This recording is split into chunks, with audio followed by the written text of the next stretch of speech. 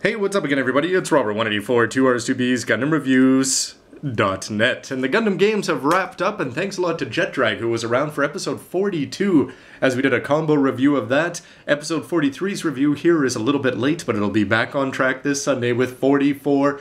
But let's get right to it as we got to see, for the first time in a Gundam series, it seems like, the splendidness of a triple Gundam.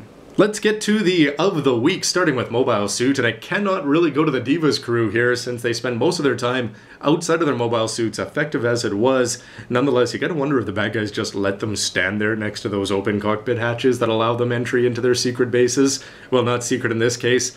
Nonetheless, anytime that these guys are in action, it just makes me want them represented properly in plastic model form all the more. The episode was exciting not just for the triple Gundam, but also its 3-on-3 action, with 3 significant bad guys lined up against the 3 heroes of this series here. All of the mobile suits had a chance to shine in this episode, with the FX using its bits well, and the Giraga, even though it seems to be a little bit worse for wear. Darkhound probably had the best showing of the suits you see here, though.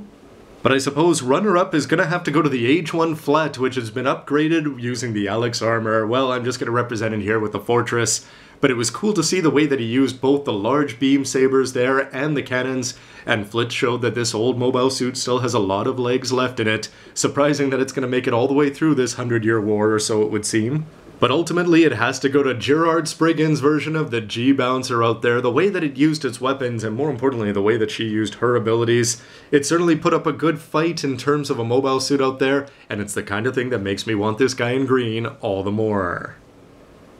Moving on to Character of the Week, well, somebody who had a strong outing there was Flam Nara, both in her devotion to her master Zehart, but also the way that she dealt with the runaway boss, who was certainly the sneaky guy of the week last week and this time. Nonetheless, Flam is certainly going to be an interesting character, and it seems like she's going to be at Zehart's side the whole time, with only Ezelkant above them in terms of the hierarchy of the bad guys, so you know their relationship is going to have a pivotal role in the way the war ends. Back to the AGE to represent characters, well, we had Gerard Spriggan, and there's that name that you heard many times a few weeks ago. Nonetheless, here we got to see, I'm again surprised just with the shortness of these arcs. We had the earlier character there that was played by Turnay's Lauren, and they were only in a couple episodes, and Gerard Spriggan, it looked like they were going to be setting her up. I thought that she could go all the way through and at least provide this 3-on-3 thing. Seemed to make sense that it would last through the last few episodes. Nonetheless, she bit the dust, even though she didn't earn Zehart's respect, and in the end she realized that she didn't really accomplish anything. Of course, she was all being used by that sneaky guy with those sneaky glasses, but in the end, it just feels a little bit unsatisfying that she only had a couple of episodes really to shine, and she could have lasted or began much earlier and stretched it out. So then who's it going to be for the best character of the week? Well, how about the leader of the Divas team, Sarek? He handled the firefight well, and then when he got underneath, he was the one who was calling all the tactics. You can forget about the Motoshide and Flit Asano and Algreus up there. In the end of the day, he was the one who pulled off all the moves, all the plans, and got the Vegans to surrender. Even though they are able to keep the majority of their forces for the coming invasion, or so it looks. Nonetheless, his rapport with the captain and everything else is making him a worthy successor to Wolf, or so it seems to me.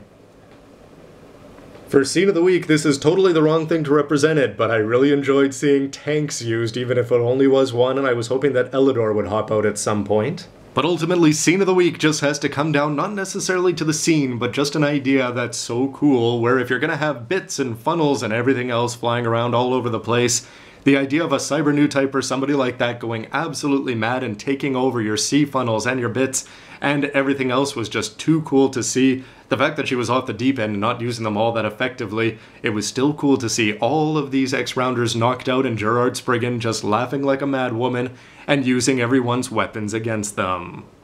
And just for good measure, how about one more mention of Flam Nara using her Sailor Moon wand there to make sure that nobody dirty and filthy gets on her Master Zehart's very nice new moon. Or moon 2.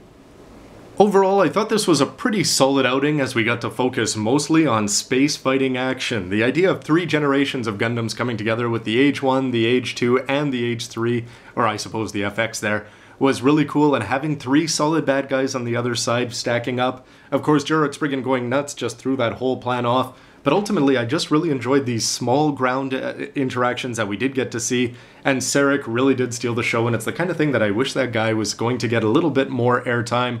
But nonetheless, they set up some cool stuff at the end that it looks like the Martians' invasions of the Earth sphere is ready to begin, as even though they're going to be licking their wounds and the Giraga's looking in pretty rough shape, you know that this guy, who's already had a ton of mobile suits, Zehart, despite the fact that he's only been in 2 of the 3 generations, you know he's gonna be back for more.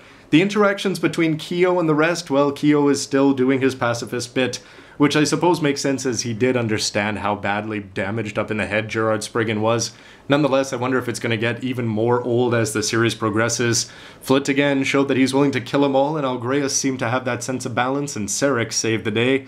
But at the end of the day, we didn't see too much out of Assam, but next week's episode, they've already hinted that the 3 of them are going to go in their separate paths, and can't wait to see where they're all going to go, and of course, how they're all going to end up back together for hopefully an exciting finale.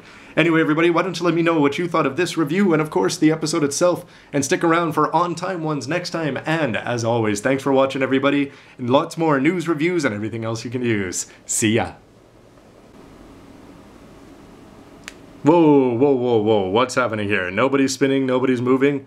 There's absolutely no movement whatsoever. I wonder how I, Super Pilot Pirate, could use this opportunity. Well, then again, we've seen in enough Japanese cartoon shows that really there's just nothing to do when people can't move, or are transforming, or supermoting, or, well, you get the idea. I'm playing by the rules. Nobody's moving! Am I really the only non-X-rounder in the show?